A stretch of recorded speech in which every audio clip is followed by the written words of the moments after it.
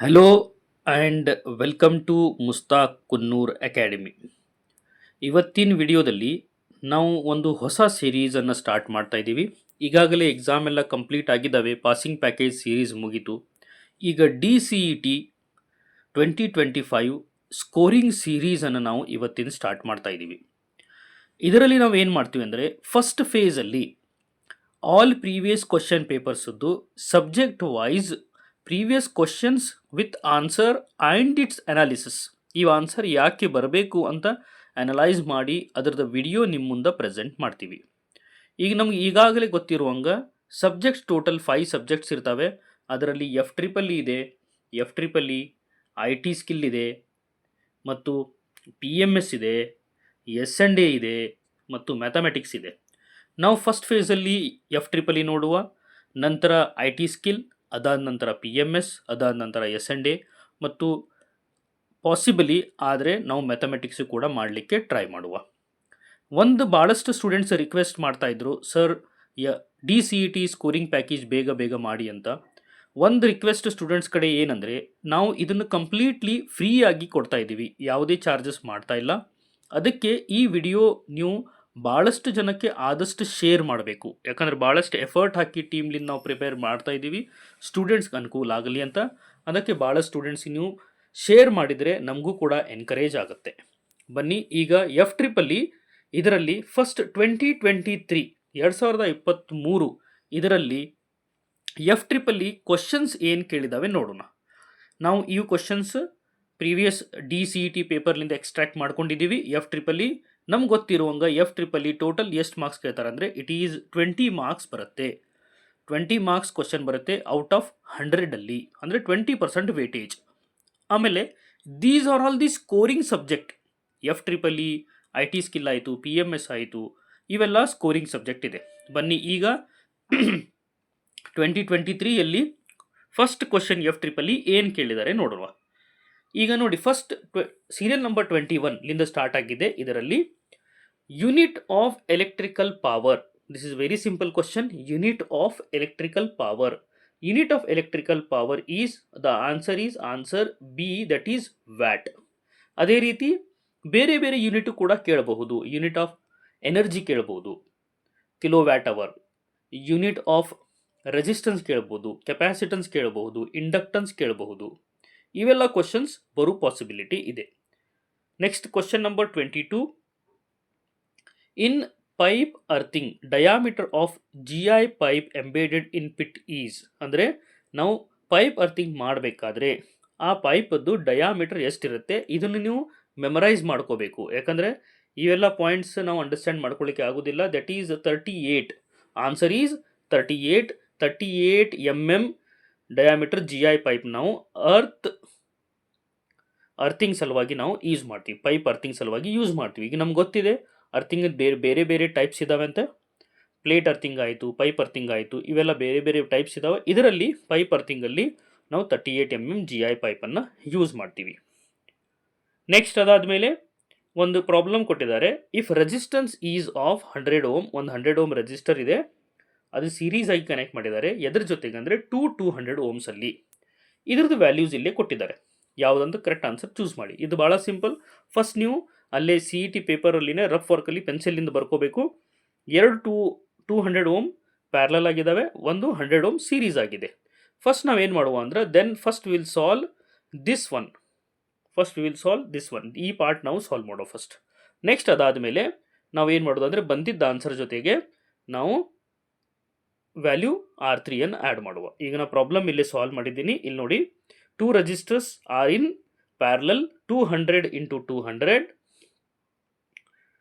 divided by 200 plus 200, 40,000 divided by 400, that turns out to be 100 Ohm.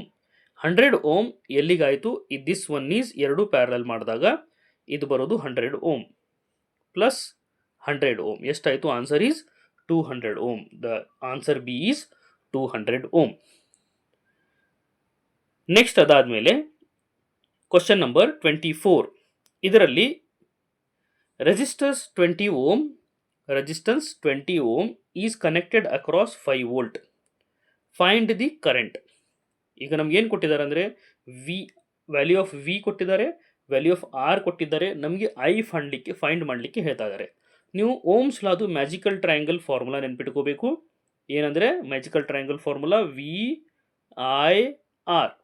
This one, let me write it once again. That is V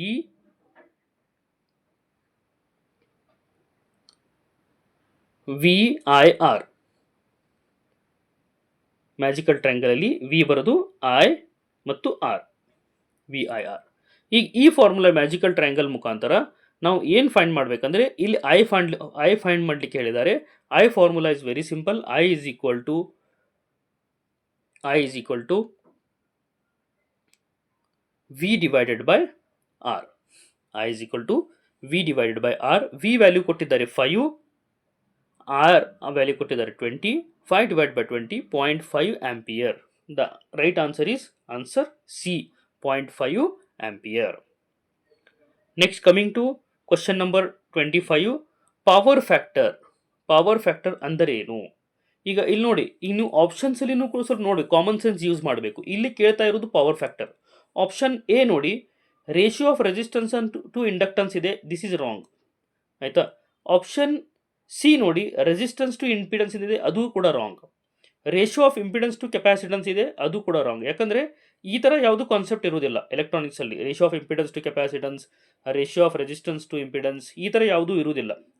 ಈಗ correct ಒಂದೇ ಒಂದು answer ಇರೋದು, that is answer B, ratio of apparent power to the true power. ಯಾಕಂದರೆ ಇವು A C D answers ಆ ಥರ ಕಾನ್ಸೆಪ್ಟ್ಸೇ ಇಲ್ಲ, ಅದು ತಪ್ಪು ಕಾನ್ಸೆಪ್ಟ್ ಕೊಟ್ಟಿದ್ದಾರೆ. ಅದರಲ್ಲಿ ಒಂದೇ ಒಂದು ರೈಟ್ ಆಪ್ಷನ್ ಕೊಟ್ಟಿರೋದು ಯಾವುದಂದರೆ ratio of apparent power to the true power. ಅದಕ್ಕೇನಂತಾರೆ ಅಂದರೆ ಪವರ್ ಫ್ಯಾಕ್ಟರ್ ಅಂತಾರೆ. That is called power factor. Next question number 26 ಅಲ್ಲಿ ಈಗ ಒಂದು ಕ್ವಶನ್ ಏನಿದೆ, ಫೇಸ್ ಟು ನ್ಯೂಟ್ರಲ್ ವೋಲ್ಟೇಜ್ 3 ಫೇಸಲ್ಲಿ ಸ್ಟಾರ್ ಕನೆಕ್ಟೆಡ್ ಅಲ್ಲಿ 230 ವೋಲ್ಟ್ ಕೊಟ್ಟಿದ್ದಾರೆ. Phase to neutral voltage in 3 phase star connected 230 volt ಇದೆ.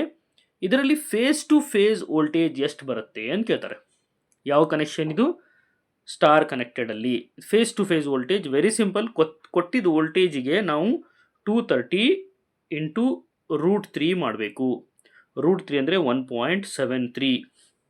1.73 ನೀವು ಮಲ್ಟಿಪ್ಲೈ ಮಾಡಿದಾಗೆ ನಿಮ್ಗೆ ಆನ್ಸರ್ ಬರೋದು that is 398.37 volt.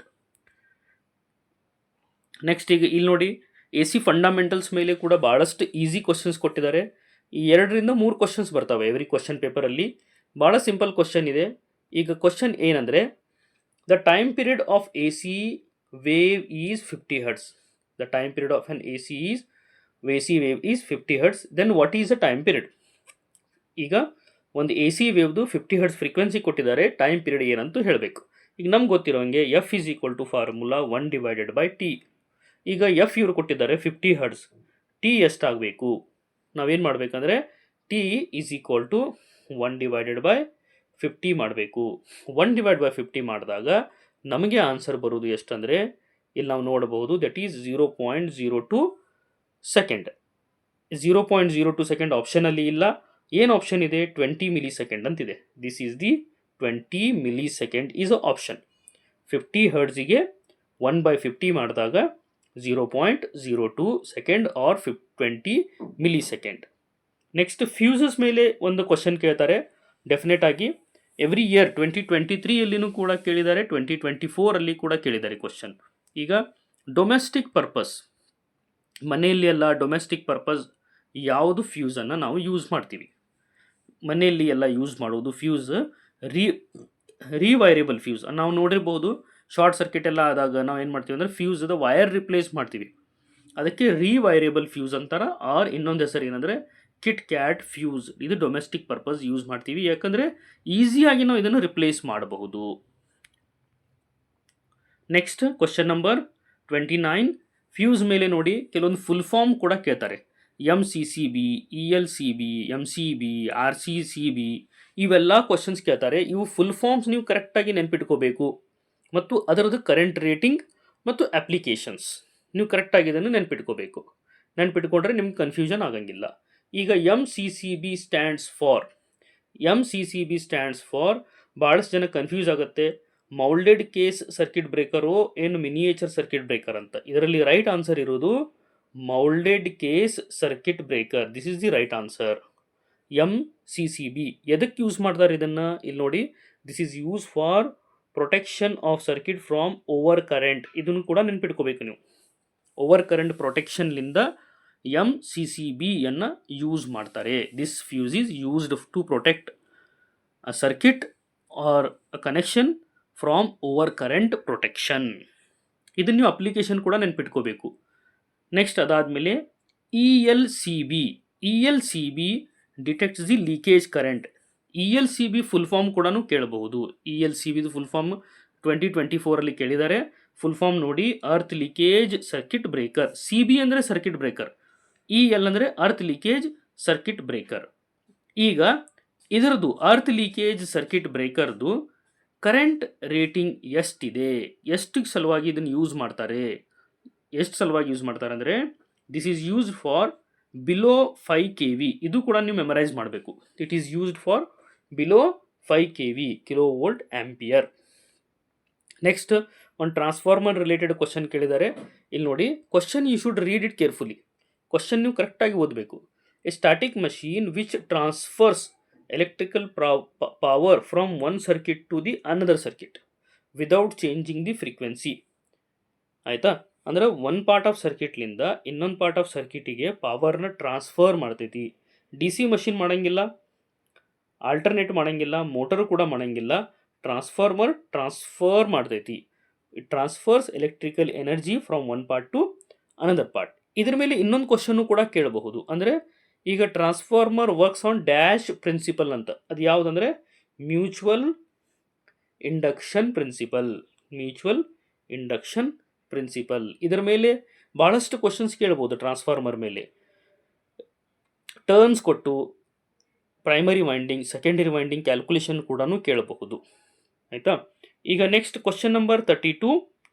Question number 32 ಇಲ್ಲಿ ನೋಡಿ. Initial type of connection of the motor winding when started with star and delta starter. Initial winding ಯಾವುದಿರುತ್ತೆ when you started with star and delta starter?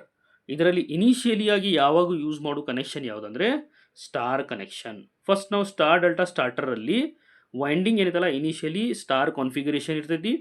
ಎದಕ್ಕಂದರೆ to reduce the starting current. Starting ಕರೆಂಟನ್ನು reduce ಮಾಡಲಿಕ್ಕೆ first star configuration use ಮಾಡ್ತೀವಿ. Next ಅದಾದಮೇಲೆ ನಾವು delta ಕಾನ್ಫಿಗರೇಷನ್ಗೆ switch ಮಾಡ್ತೀವಿ normal ಆಪ್ರೇಷನ್ನಲ್ಲಿ. ಇದನ್ನು ನೀವು ನೆನ್ಪಿಟ್ಕೋಬೇಕು. Motor ವೈಂಡಿಂಗಲ್ಲಿ first ನಾವು ಯೂಸ್ ಮಾಡೋದು ಸ್ಟಾರ್ ಕನೆಕ್ಷನ್, ಸ್ಟಾರ್ಟ್ ಆದಮೇಲೆ ಯೂಸ್ ಮಾಡೋದು delta connection. Next 3 causes of or the causes of 3-phase motor produces inadvertent mechanical noise. ಅಂದರೆ ಒಂದು 3-phase ಮೋಟರಲ್ಲಿ ಸಡನ್ಲಿ ನಾಯ್ಸ್ ಬರುತ್ತೆ. ಅದು ಏನು ಕಾರಣ ಇರಬಹುದು ನಾಯ್ಸಿಗೆ? ಅದಕ್ಕೆ ಏನು ಕಾರಣ ಇರ್ಬೋದು? ಯೂಶ್ವಲಿ ನಾವು ನೋಡಿರ್ಬೋದು, ಮೋಟರ್ ಒಂದು ಡೈರೆಕ್ಷನ್ಲಿ ತಿರುಗ್ತಾ ಇರುತ್ತೆ. ನಾವು ಅಪೋಸಿಟ್ ಡೈರೆಕ್ಷನ್ಲಿ ತಿರ್ಸೋಕೆ ಟ್ರೈ ಮಾಡಿದಾಗೆ, ಅಂದರೆ ಪೊಲ್ಯಾರಿಟಿ ಉಲ್ಟಾ ಮಾಡಿದಾಗೆ ಅವಾಗ ಏನಾಗುತ್ತಂದರೆ ಮೋಟರ್ ಸ್ಟಕ್ ಆದಂಗೆ ಸೌಂಡ್ ಬರುತ್ತೆ. Okay, it is not because of load or incorrect coupling, it is because of interchanged supply terminal. Supply terminal ನಾವು ಉಲ್ಟಾ ಮಾಡೋದರಿಂದ ಏನಾಗುತ್ತಂದರೆ ಮೆಕ್ಯಾನಿಕಲ್ ನಾಯ್ಸ್ ಟೈಪ್ ಸೌಂಡ್ ಬರುತ್ತೆ. Next question number 34 related to battery. Battery ಮೇಲೆ ಕೂಡ ಭಾಳಷ್ಟು questions ಬರ್ತವೆ. 2 to 3 question you are going to expect from battery section. Number 1, then what is cell is and dash device? Cell is and dash device. Check the options. Electrochemical ಅಂದರೂ ಅಲ್ಲ, ಎಲೆಕ್ಟ್ರೋಮೆಕ್ಯಾನಿಕಲ್ ಅಂದರೂ ಅಲ್ಲ, ಎಲೆಕ್ಟ್ರೋಮ್ಯಾಗ್ನೆಟಿಕ್ಕೂ ಅಲ್ಲ, magnetic ಯಾವುದು, ಎಲೆಕ್ಟ್ರೋಡೈನಾಮಿಕ್ಕೂ ಇಲ್ಲ. The right answer is electrochemical. ಅಂದರೆ cell ಏನು ಮಾಡುತ್ತಂದರೆ cell or battery it converts chemical energy to electrical energy. ಅಂದರೆ ಕೆಮಿಕಲ್ನಿಂದ ನಮಗೆ ಎಲೆಕ್ಟ್ರಿಕಲ್ ಎನರ್ಜಿ ಕೊಡ್ತೈತಿ. ಅದಕ್ಕೆ ನಾವು ಇದಕ್ಕೆ ಏನಂತೀವಿ ಅಂದ್ರೆ ಎಲೆಕ್ಟ್ರೋಕೆಮಿಕಲ್ ಡಿವೈಸ್. ನಾವು coming to the most commonly used battery in electric vehicle. Electric ವೆಹಿಕಲಲ್ಲಿ ಯಾವ ಬ್ಯಾಟ್ರಿ ಯೂಸ್ ಮಾಡ್ತಾರೆ ಅಂತ ಕೇಳ್ತಾರೆ. The right answer here is lithium ion battery. Lithium ion battery. Lithium ion battery ಯಾಕೆ ಯೂಸ್ ಮಾಡ್ತಾರೆ ಅಂದರೆ ಇದರದ್ದು ಡೆನ್ಸಿಟಿ ಹೆಚ್ಚಿಗೆ ಇರುತ್ತೆ, ಲೈಟ್ ವೇಟ್ ಆಗಿರುತ್ತೆ, ಲಾಂಗ್ ಲಾಸ್ಟಿಂಗ್ ಇರುತ್ತೆ, ಚಾರ್ಜಿಂಗ್ ಡಿಸ್ಚಾರ್ಜಿಂಗ್ ಸೈಕಲ್ ಹೆಚ್ಚಿಗೆ ಇರುತ್ತೆ, ದೆನ್ ಚಾರ್ಜ್ ಮಾಡೋ ಸಾಮರ್ಥ್ಯ ಕೂಡ ಹೆಚ್ಚಿಗೆ ಇರುತ್ತೆ. ಅದಕ್ಕೆ ಲಿಥಿಯಂ ಅಯಾನ್ ಬ್ಯಾಟ್ರಿ ಎಲೆಕ್ಟ್ರಿಕಲ್ ವೆಹಿಕಲಲ್ಲಿ ಯೂಸ್ ಮಾಡ್ತಾರೆ. ಸ್ಮಾರ್ಟ್ಫೋನಲ್ಲಿ ಯೂಸ್ ಮಾಡ್ತಾರೆ. ಆಲ್ಮೋಸ್ಟ್ ಇವೆಲ್ಲ ಇ ವಿ ವೆಹಿಕಲ್ ಅದರಲ್ಲೆಲ್ಲ ಯೂಸ್ ಮಾಡ್ತಾರೆ. ಈಗ ನಾವು ಇನ್ನೊಂದು ಕ್ವಶನು ಕೇಳ್ಬೋದು ಇದರಲ್ಲಿ, ಇವರು ಲೆಡ್ ಆಸಿಡ್ ಬ್ಯಾಟ್ರಿ ಎಲ್ಲಿ ಯೂಸ್ ಮಾಡ್ತಾರೆ ಅಂತೆ. U P S, tubular battery ಇದರಲ್ಲೆಲ್ಲ ಯೂಸ್ ಮಾಡ್ತಾರೆ lead acid battery. Next, digital signal are characterized by dash ಅಂತ ಕೊಡ್ತಾರೆ. ಡಿಜಿಟಲ್ ಸಿಗ್ನಲ್ ಅಂದರೆ ಏನು ಅಂತ ಕೊಟ್ಟಿದ್ದಾರೆ ಇವರು. ಭಾಳ ಸಿಂಪಲ್. ಈಗ ಇಲ್ಲಿ ನೋಡಿ, ಆಪ್ಷನ್ ನೀವು ಚೆಕ್ ಮಾಡ್ಕೊಳ್ಳಿ. ಡಿಜಿಟಲ್ ಸಿಗ್ನಲ್ ವೇರಿಯಬಲ್ ವೋಲ್ಟೇಜ್ ಅಂದರೂ ಆಗೋದಿಲ್ಲ, ಇದು ರಾಂಗ್ ಇದೆ. ಕಂಟಿನ್ಯೂಸ್ ವೋಲ್ಟೇಜ್ ಆಗೋದಿಲ್ಲ, ಇದು ರಾಂಗ್ ಇದೆ. ಇನ್ಫೈನೈಟ್ ರೆಸೊಲ್ಯೂಷನ್, ಇದು ರಾಂಗ್ ಇದೆ. The right answer is answer C, that is discrete voltage level. Discrete voltage level ಅಂದರೆ 10 10 10 ಇರುತ್ತೆ. 1 0 1 0. This is digital signal. ಈಗ ಅನಲಾಗ್ ಅಂದರೆ ಕಂಟಿನ್ಯೂಸ್ ವೋಲ್ಟೇಜ್ ಅಂತ ಹೇಳಬೇಕು. ಅನಲಾಗ್ ಅಂದರೆ the right answer here is discrete voltage level, that is digital signal. Next question number, according to rules of Boolean algebra, a plus a is equal to dash. A plus a is equal to, the right answer is here is a.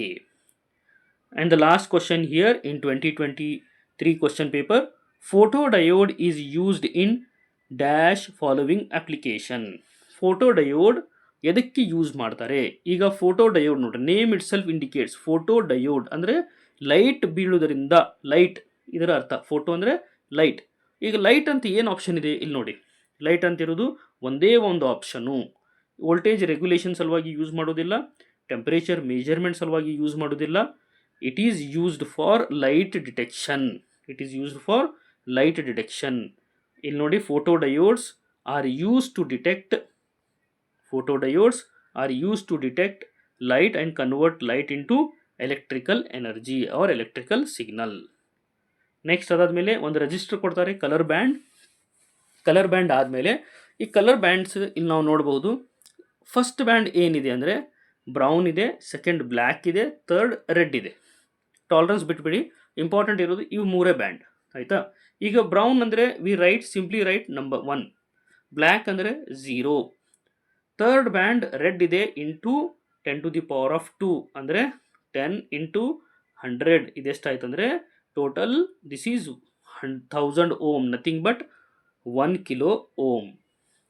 1000 ohm, this is 1 kilo ohm or 1000 ohm ಅಂತ ನಾವು option ಬರೀಬಹುದು. And the last one is binary equivalent of decimal. Binary equivalent of decimal. ಈಗ binary equivalent of decimal very simple. ನಿಮಗೆ ಇದು ನೀವು ನೆನಪು ಇಟ್ಕೋಬಹುದು, ಇಲ್ಲ ಅಂದರೆ ನೆನಪಿಟ್ಕೊಳ್ಳಿ. 2⁻0, 2⁻1, 2⁻2, 2⁻3 ಇದೇನಾಗುತ್ತೆ ಅಂದರೆ 8 4 2 1. ಈಗ 9 ಅಂದರೆ ಸಿಂಪ್ಲಿ ರೈಟ್ 9 ಎಲ್ಲೆಲ್ಲಿ ಬರುತ್ತೆ? 1 0 0 1. ಈ ಟೋಟಲ್ ಎಷ್ಟಾಯಿತು? This will become 9. ಅಂದರೆ correct value of binary is 1 0 0 1. The answer A is right answer. Okay, ಈಗ ನಾವು ಇಲ್ಲಿ ತನಕ FEEE 2023 DCET ಪೇಪರ್ಸನ್ನು ಕಂಪ್ಲೀಟ್ ಮಾಡಿದ್ದೀವಿ. ಈಗ next is 2024 FEEE 20 marks series. ಇದು ನಾನು ನೆಕ್ಸ್ಟ್ ವಿಡಿಯೋದಲ್ಲಿ ಕವರ್ ಮಾಡ್ತೀನಿ. ಈ ವಿಡಿಯೋ ನಿಮ್ಗೆ ಲೈಕ್ ಆದರೆ ಈ ವಿಡಿಯೋ ಎಲ್ಲ ನಿಮ್ಮ ಫ್ರೆಂಡ್ಸ್ ಜೊತೆಗೆ ಶೇರ್ ಮಾಡಿ. Thank you.